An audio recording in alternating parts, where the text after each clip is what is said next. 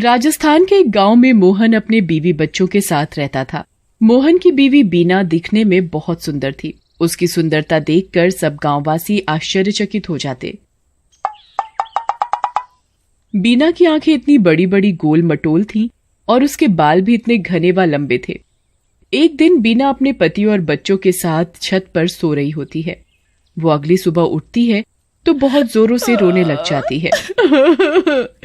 अरे कोई मेरे बाल काट के ले गया, मेरी चोटी किसने काट ली सोते हुए। बीना को गंजा देख मोहन भी हैरान हो जाता है। कौन था जो मेरी बीवी के बाल काट कर ले गया? हम सब तो एक साथ रात में छत पर सो रहे थे। मुझे समझ नहीं आ रहा, आखिर रात में आया तो आया कौन? मेरी चोटी किसने काट ली सोते हुए। बीना का रोना देखकर सारे गांववासी एकत्रित हो जाते हैं। बीना उन सब के आगे बहुत जोर जोर से रोती है। भाई साहब, बहन जी, मेरी चोटी कोई रात में काट के ले गया। मुझे समझ नहीं आ रहा कौन मेरे बाल काट कर ले गया। देखो मैं कितनी बदसूरत लग रही हूँ। बीना को रोते देख गांव वाले आपस में बातचीत करते हुए, ये तो बड़ी अजीब बात है। अगर ऐसा चलता रहा तो हमें जरूर पता लगाना पड़ेगा। आखिरकार गांव में ये उल्टा काम कर कौन रहा है? जी भाई साहब, आप बिल्कुल सही बोल रहे हो। अगले दिन बीना की पड़ोसन शीला के बाल भी कटे होते हैं। वो बेचारी भी गंजी हो गई होती है। वो भी बहुत जोर जोर से चिल्लाती है, अरे मेरे भी बाल कोई काट कर ले गया, मैं भी गंजी हो गई। ये क्या हो रहा है हमारे गांव की औरतों के साथ? हम अपने घर में ही सुरक्षित नहीं है। मैं गंजी हो गई, मेरे बाल कोई काट के ले गया। शीला, तुम चिंता मत करो, मैं इस बात का पता लगा कर रहूंगा। आखिर किसकी इतनी हिम्मत हुई जो मेरी बीवी के बाल काट कर ले गया? मैं उसे जिंदा नहीं छोड़ूंगा। मुझे बस वो एक बार मिल जाए। तभी बीना का पति मोहन और शीला का पति सोहन आपस में बात करते हैं। भाई, अगर यही चलता रहा तो हमारा गांव बहुत बड़ी दुर्घटना से गुजरने वाला है। आखिरकार ऐसा कर कौन रहा है? कल चोटी काटने वाले मेरी बीवी के बाल काटे, आज तेरी बीवी के हैं।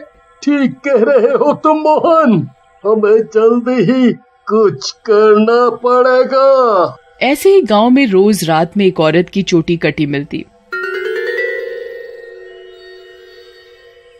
ऐसे देखते ही देखते गांव की सारी औरतें गंजी होती जा रही थी, परंतु किसी की समझ में नहीं आ रहा था कि गांव की औरतों की चोटी कौन काट रहा है और आखिरकार सिर्फ औरतों के बाल ही क्यों काट रहे हैं। गांव के किसी आदमी के बाल क्यों नहीं काट रहे?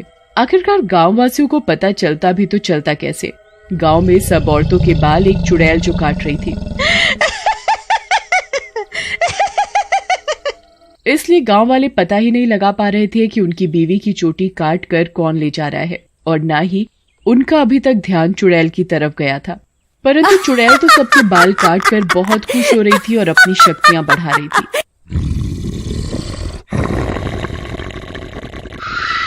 एक दिन बीना रात में अपने आप उठकर चलने लग जाती है।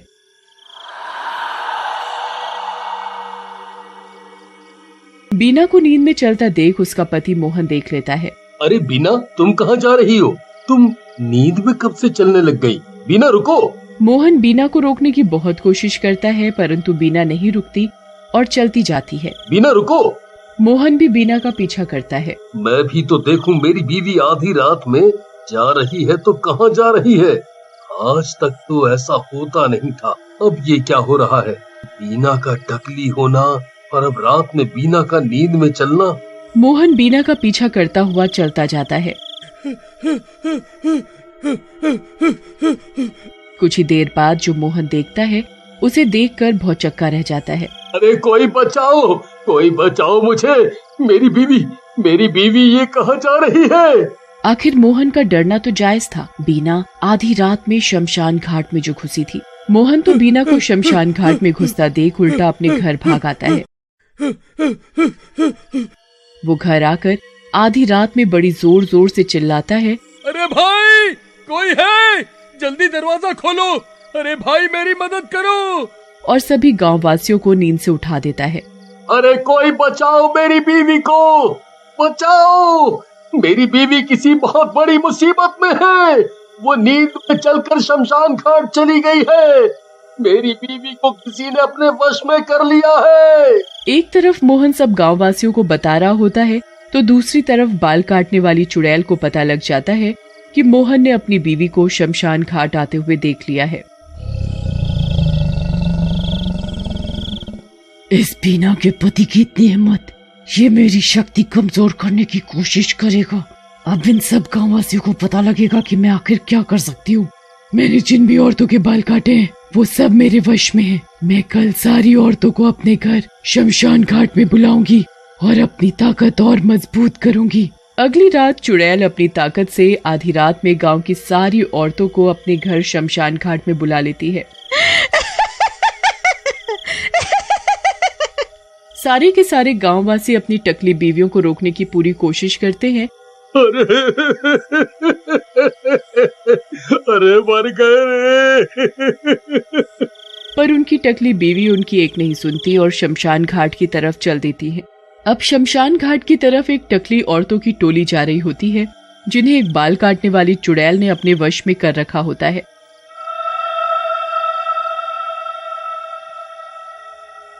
ये देखकर सारे के सारे गांववासी बहुत घबराए हुए होते हैं।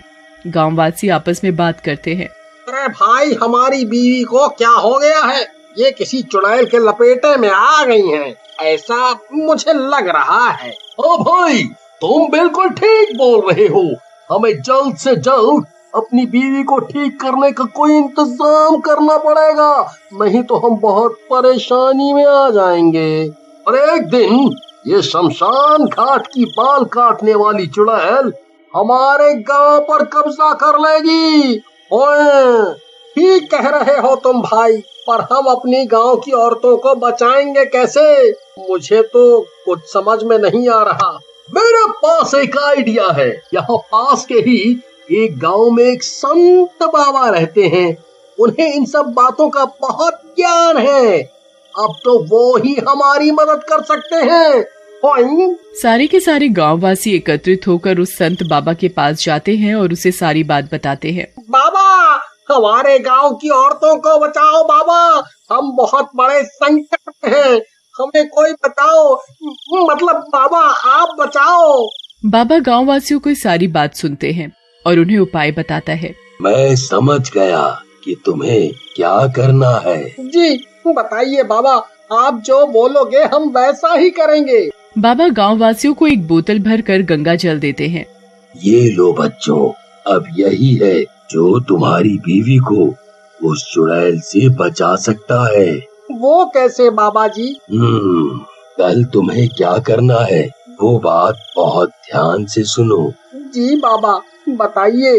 कल जब भी तुम्हारी बीवी नहाने जाए तो चुपके से तुम उसके नहाने के पानी में एक ढक्कन ये गंगा जल डाल देना। इससे उस चुड़ैल के वश से तुम्हारी बीवी बाहर आ जाएगी और तुम्हारी बीवी की कटी हुई चोटी भी उसके सिर पर वापस आ जाएगी और देखते ही देखते उस बाल काटने वाली चुड़ैल की शक्तियाँ कम होती जाएंगी। सारे के सारे गांववासी बाबा की बात मानते हैं और अगले दिन अपनी बीवी के नहाने के पानी में एक ढक्कन गंगा जल मिला देते हैं। ऐसा करने के साथ ही उनकी बीवी उस चुड़ैल के वश से बाहर आ जाती है और उनकी टकली खोपड़ी पर पहले वाले बाल आ जाते हैं।